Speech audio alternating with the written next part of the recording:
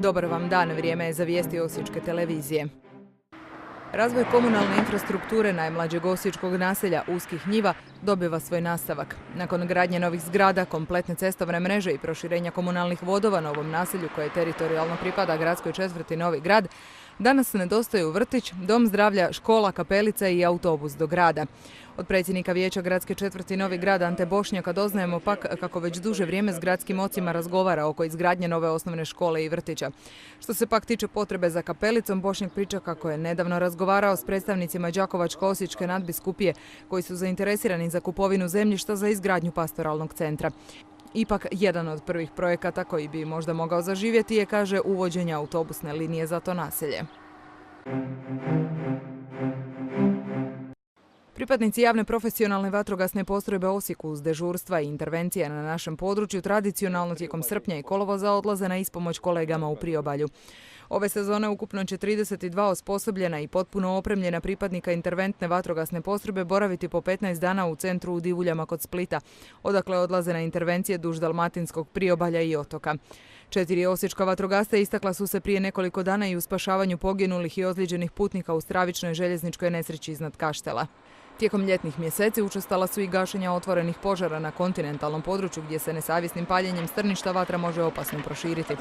O sigurnosti građana Osijeka i mnogo šire trenutno brigu vodi 20 profesionalnih vatrogasaca sa 17 raspoloživih vatrogasnih kola. Open Vernisaž 2009 naziv je međunarodne izložbe otvorene sinoć u istoimenoj galeriji na trgu Ante Starčevića u Pothodniku. 30 autora iz Europe, Sjeverne i Južne Amerike te Azije poslali su svoje radove vođeni mišlju da je umjetnost otvoreni svijet bez kočnica i zabrana i to s punom slobodom koncepcija i različitih mišljenja. Raskoš slikarstva, kiparstva, crteža, grafike i videa biti ove izložbe. Kad govorimo o izloženim radovima, svakako treba istaknuti i jasno vidljiv niz metaforičkih asocijacija, kako hrvatskih, tako i stranih autora. Izložba će biti postavljena do 11. rujna.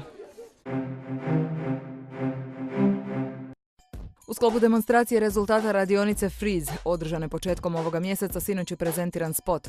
Naime, 3. srpnja na potezu od Pješačkog mosta do trga Ante Starčevića mladi iz Centra za neformalnu edukaciju simbolično su zamrzavali simbole grada koristeći freeze tehniku, odnosno zaustavljajući tijela na zvuk zviždeljke. Cilj je bio upozoriti na važnost ljepote svakog trenutka, ali i na ljepote Osijeka koje građani više i ne primjećuju. DVD sa spotom uručen je i direktoru turističke zajednice Osijeka Damiru Macaniću u nadi da će biti iskorišten za promociju našega grada.